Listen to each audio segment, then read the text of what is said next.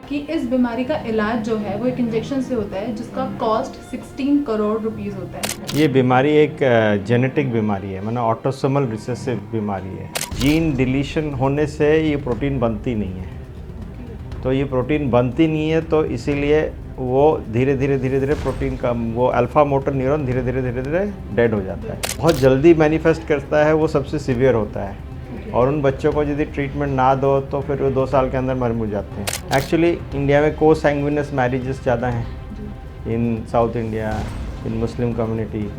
तो को सैंग्विनस मैरिजेस जाना होने से उसमें ये बर्थ ऑटोसोमल रिसेसिव ज़्यादा मैनिफेस्ट करते हैं। नहीं पाता, खड़े होके 1 साल में पकड़ा दो कुछ वॉकर या क्रॉलर पकड़ लेता है तो ये गिर जाता है। बिठाओ तो सिटिंग बैलेंस नहीं बनता। जैसे ही कोई बच्चा अगर पैदा हुआ तो क्या उसी वक्त वो डिटेक्ट हो जाता है या फिर कुछ वक्त बाद उसको डिटेक्ट में टाइम लगता है? और डायग्नोज कैसे करते हैं? अगर किसी को वो ना मिले तो क्या उससे डेथ भी हो सकती है, फिर इंसान थोड़ा टाइम तक बच्चे को अपने सर्वाइवल एक दे सकता है?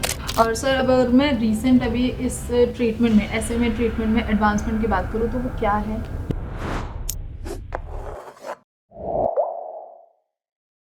नमस्कार, आप देख रहे हैं हेल्थवेयर मीडिया। मेरा नाम है आंचल सनोरिया। आज सेहत है ज़रूरी के इस सेगमेंट में हम बात करने वाले हैं स्पाइन से जुड़ी एक बीमारी के बारे में जिसका नाम है स्पाइन मस्कुलर एट्रोफी। एक ऐसी बीमारी जो काफ़ी ज़्यादा दुर्लभ बीमारी है, जेनेटिक डिसऑर्डर है। इसका इलाज काफ़ी महंगा है। महंगे से मेरा मतलब सिर्फ आप ये समझ लीजिए कि इसका एक इंजेक्शन 16 करोड़ रुपए का आता है। अब ये बीमारी क्या है, इसका इलाज इतना महंगा क्यों है, इस बारे में बात करेंगे डॉक्टर शंकराचार्य से, जो है स्पाइन सर्जरी डिपार्टमेंट के चेयरपर्सन सर गंगाराम हॉस्पिटल में। Welcome sir, welcome to health. नमस्कार। सर, जब मैं इस बीमारी के बारे में पढ़ रही थी तो मेरा ध्यान एक बात की तरफ गया कि इस बीमारी का इलाज जो है वो एक इंजेक्शन से होता है जिसका कॉस्ट 16 करोड़ रुपीस होता है। तो ये बीमारी क्या है, सबसे पहले इस पर बात करते हैं कि आखिर इसका इलाज क्यों इतना महंगा है, वो हम आगे बताएंगे आप। लेकिन ये बीमारी है क्या, कैसे होती है और किस तरह से इसका ओरिजिन होता है किसी भी ह्यूमन बॉडी में? ये बीमारी एक जेनेटिक बीमारी है, माना ऑटोसोमल रिसेसिव बीमारी है। मतलब फादर और मदर दोनों यदि कैरियर हैं तो हमारा क्रोमोसोम होता है, DNA RNA होता है, क्रोमोसोम होता है। तो क्रोमोसोम के ये क्यू चेन पे एक छोटा चेन एक बड़ा चेन होता है, chromosome X chromosome Y chromosome होता है ना। तो क्रोमोसोम के छोटे चेन पे एक डिलीशन हो जाता है जीन सीक्वेंस का। उस डिलीशन की वजह से जब 2 कैरियर मिल जाते हैं तो वो बच्चों में मैनिफेस्ट करता है। तो इसीलिए स्पाइनल मस्कुलर एट्रोफी होता है, जिसमें हमारे बॉडी में जो मसल्स हैं उनको एक्टिवेट करने के लिए ब्रेन से एक नर्व आती है, हमारा स्पाइनल कॉर्ड। स्पाइनल कॉर्ड का एक एंटीरियर हॉर्न सेल है। एंटीरियर हॉर्न सेल में एक अल्फ़ा मोटर न्यूरॉन है। अल्फ़ा मोटर न्यूरॉन मसल को स्टिमुलेट करती है तो मसल एक्ट करता है, मसल कॉन्ट्रैक्ट करता है। तो अल्फ़ा मोटर न्यूरॉन के हेल्थ के लिए एक SMN1 प्रोटीन चाहिए। वो प्रोटीन, ये जीन डिलीशन होने से ये प्रोटीन बनती नहीं है। तो ये प्रोटीन बनती नहीं है तो इसीलिए वो धीरे धीरे प्रोटीन का वो अल्फ़ा मोटर न्यूरॉन धीरे धीरे डेड हो जाता है। तो जब डेड हो जाता है तो मसल को स्टिमुलेट नहीं कर पाता। मसल को स्टिमुलेट नहीं कर पाता तो मसल भी पतली हो जाती है, दुबली हो जाती है और धीरे धीरे ख़त्म हो जाती है। ये किसी भी स्टेज पे हो सकता है, from birth too early adolescent या एडल्टहुड में भी हो सकता है। इसीलिए इसको डिफरेंट स्टेजेस बोला गया। There are 4 types of SMA। जो बहुत जल्दी मैनिफेस्ट करता है वो सबसे सीवियर होता है। और उन बच्चों को यदि ट्रीटमेंट ना दो तो फिर वो 2 साल के अंदर मर जाते हैं। तो जो थोड़ा SMN प्रोटीन जो है, सर्वाइवल मोटर न्यूरॉन प्रोटीन जो है, उसका एक कॉपी भी है। बट ये कॉपी थोड़ा डुप्लीकेट कॉपी, SMN2 बोलते हैं। ये कॉपी वो SMN प्रोटीन इतना बढ़िया नहीं बनाता है, कुछ यूजलेस प्रोटीन भी बनाता है। तो वो यूजलेस प्रोटीन ये अल्फ़ा मोटर न्यूरॉन को बचने के लिए, इतना ज़्यादा सर्वाइव करने के लिए हेल्प नहीं करता है। SMN1 जो है वो सर्वाइव करने के लिए हेल्प, वो एसेंशियल है उसके सर्वाइवल के लिए। सर, तो कह सकते हैं कि ये जेनेटिक डिसऑर्डर है अगर बर्थ से है तो किसी को? जेनेटिक डिसऑर्डर है, ऑटोसोमल रिसेसिव डिसऑर्डर है। ओके। और अगर बर्थ से अगर किसी को ना हो तो इज देयर एनी पॉसिबिलिटी कि बाद में कभी हो सकता है किसी वजह से? नहीं, बर्थ से ही होगा। एक्चुअली इंडिया में को सैंग्विनस मैरिजेस ज़्यादा हैं इन साउथ इंडिया, इन मुस्लिम कम्युनिटी। तो को सैंग्विजेस मैरिजेस जाना उनसे उसमें ये बर्थ ऑटोसोमल रिसेसिव ज़्यादा मैनिफेस्ट करते हैं। ओके। दो तरह के जेनेटिक डिसऑर्डर होते हैं ना, एक ऑटोसोमल डोमिनेंट, एक ऑटोसोमल रिसेसिव। ओके। डोमिनेंट तो खाली एक ही पेरेंट में हो तो जीन ट्रांसफ़र हो जाता है, बट रिसेसिव दोनों पेरेंट में वो जीन हो तो वो, जैसे थैलेसेमिया हुआ, थैलेसेमिया माइनर और मेजर। तो थैलेसेमिया माइनर जो दोनों पेरेंट्स को होगा, कुछ कैरियर होगा जीन, तब जाके ये मैनिफेस्ट करेगा। सिमिलरली इसमें भी ऑटोसोमल रिसेसिव दोनों होना चाहिए, तब जाके मैनिफेस्ट करेगा। तो सर आपने टाइप्स तो मुझे बता दिए, लेकिन अगर हम बात करें सिम्टम्स की, लक्षण की, तो अगर किसी में ये बीमारी है, किसी को ये प्रॉब्लम है, तो उसमें बहुत ही आम और बहुत ही सीवियर सिम्टम्स क्या देखे जाते हैं? नहीं, नॉर्मल तो इसके इमीडिएटली तो सिम्टम नहीं देखे जाते हैं। इसको इसलिए देखते हैं कि बच्चा तो नॉर्मल जन्म होता है, पर ये ग्रेजुअली इनके माइलस्टोन्स नॉर्मली डेवलप नहीं करते। जैसे आपका 6 महीने में बच्चा हेड करता है, 1 साल में बच्चा क्रॉल करता है, तो वो क्रॉलिंग डिले हो जाता है, हेड होल्डिंग डिले हो जाता है, फ्लॉपी बेबी सिंड्रोम कहते हैं इसको। बच्चा फ्लॉपी हो जाता है, बैठ नहीं पाता, खड़े होकर 1 साल में पकड़ा दो कुछ वॉकर या क्रॉलर, वो पकड़ लेता है तो ये गिर जाता है, बिठाओ तो सिटिंग बैलेंस नहीं बने। तो इसके मसल्स फ्लॉपी होते हैं। सो ग्रेजुअली इनमें यदि स्वॉलोइंग में भी डिफ़िकल्टी हो सकती है, बिकॉज हमारा क्रेनियल नर्व्स हैं और पेरिफेरल नर्व्स हैं, और ये मोटर नर्व्स का मैंने बोला कि अल्फा मोटर न्यूरॉन का जो SMN प्रोटीन उसको हेल्दी रखने के लिए जिम्मेदार है, वो कम हो जाता है। तो जितने भी मोटर नर्व्स हैं वो डिफेक्टिव हो जाते हैं, वर्क नहीं करते। तो स्वॉलोइंग में, बोलने में, बैठने में, फिर चलने में, तो ये दिक्कत होती है। तो इन बच्चों में जैसे डिफरेंट स्टेज हो जाए, जो फर्स्ट स्टेज है उसमें जो टाइप 1 है वो जल्दी बचते नहीं है जल्दी।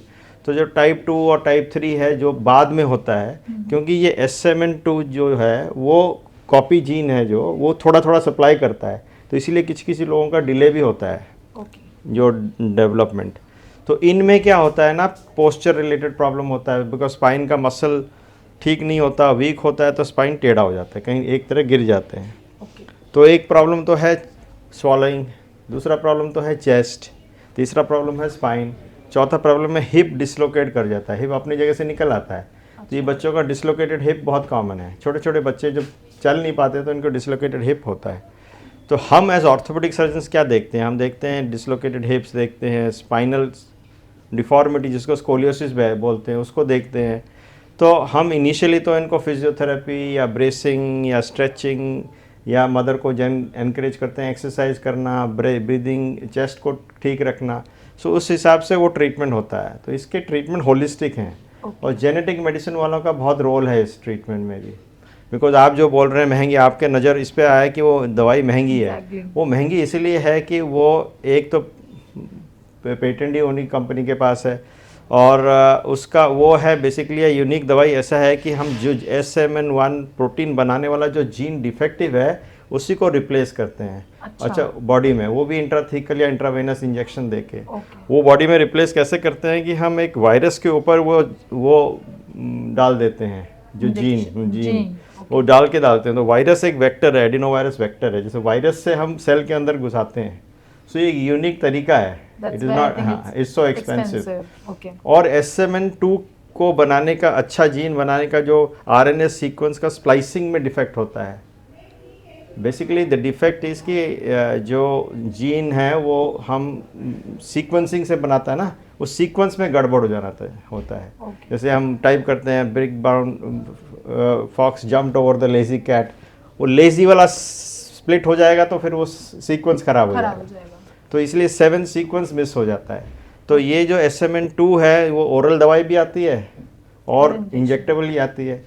जो इंजेक्टेबल आती है अराउंड 75-80 लाख रुपीज़ है, तो वो आजकल नेटको फार्मा सस्ता बनाती है। गवर्नमेंट की स्कीम्स भी हैं, गवर्नमेंट फंड भी करती है, बहुत क्राउड फंडिंग भी होता है।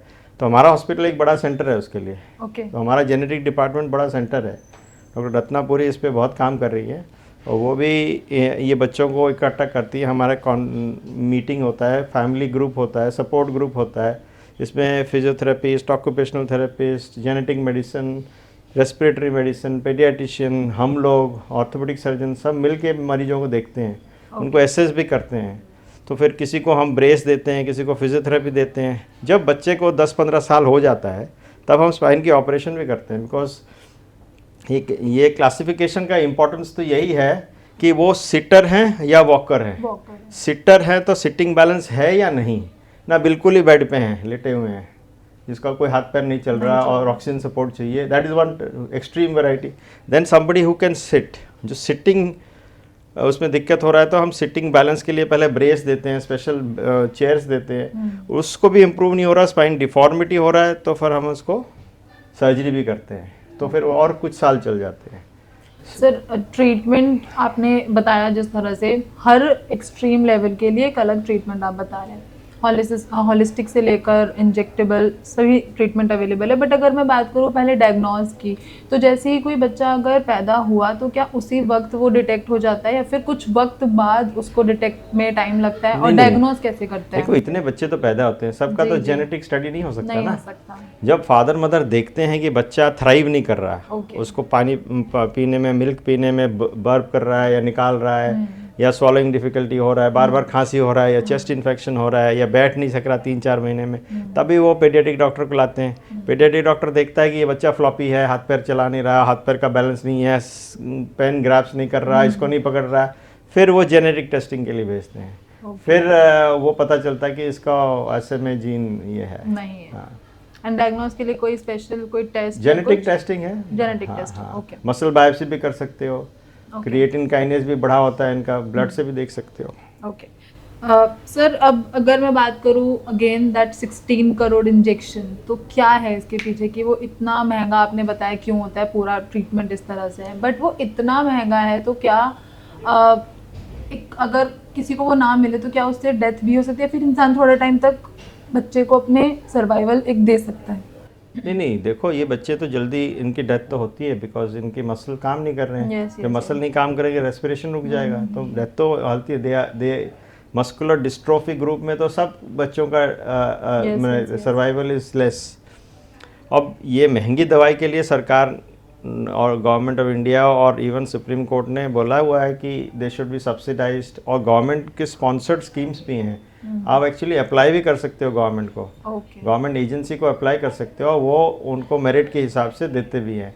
ये जो जीन सीक्वेंसिंग जो है, जो एक्सपेंसिव है, जब सब मसल ही ख़त्म है, उसमें देने का फ़ायदा नहीं है। अर्ली देने का फ़ायदा है, वो 5-6 साल 8 साल निकाल लेगा, प्लस वो उसके साथ जो एडेड ट्रीटमेंट है जिससे SMN2 कॉपी होगा, वो उसके साथ एडेड करोगे तो फिर फ़ायदा है। तो सबको तो दे नहीं सकते इतने महंगी दवाई। सो ग्रेजुअली आई थिंक ये दवाई भी, ये तो दवाई नहीं है, एक स्पेशल टाइप ऑफ ट्रीटमेंट है ना।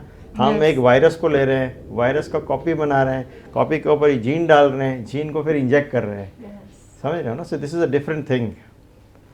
एंड सर अगर मतलब कितने इंजेक्शन चाहिए होते हैं फिर उसके लिए? एक ही है, ये तो जो इंजेक्शन एक ही है, तो फिर वो जो रिप्लेस कर देगा ना वो डिफेक्टिव जीन को, एक ही इंजेक्शन में सक्सेसफुल। ओके सर, इस इंजेक्शन को अगर किसी ने ले लिया फिर उसका सर्वाइविंग रेट कितना रह जाता है? तभी भी थोड़ा कितने साल तक फिर भी? वो तो डिफिकल्ट टू प्रेडिक्ट, ये तो अर्ली है तो difficult to on an average अगर बोलें तो 5-6 साल तो निकल जाता है इसमें। डेफिनेटली। और अगर ये इंजेक्शन ना लें तब कोई बिना किसी इस तो दूसरे ट्रीटमेंट्स हैं, जो अदर ट्रीटमेंट्स हैं, जैसे मैंने बोला नेटको फार्मा भी 15-16 हज़ार का देता है, टैबलेट भी देता है, वो उसको वो SMN2 का पुअरर प्रोटीन बनाता है, but it will still work for. And उन ट्रीटमेंट के साथ कोई कितना जी सकता है फिर? नहीं, it can go to adulthood, ऐसी कोई बात नहीं है। Depends on the child and depends on the care he given, and उसके कितने मसल्स बच्चे हैं at the time of diagnosis, उसका मोटर न्यूरॉन कितना ठीक है।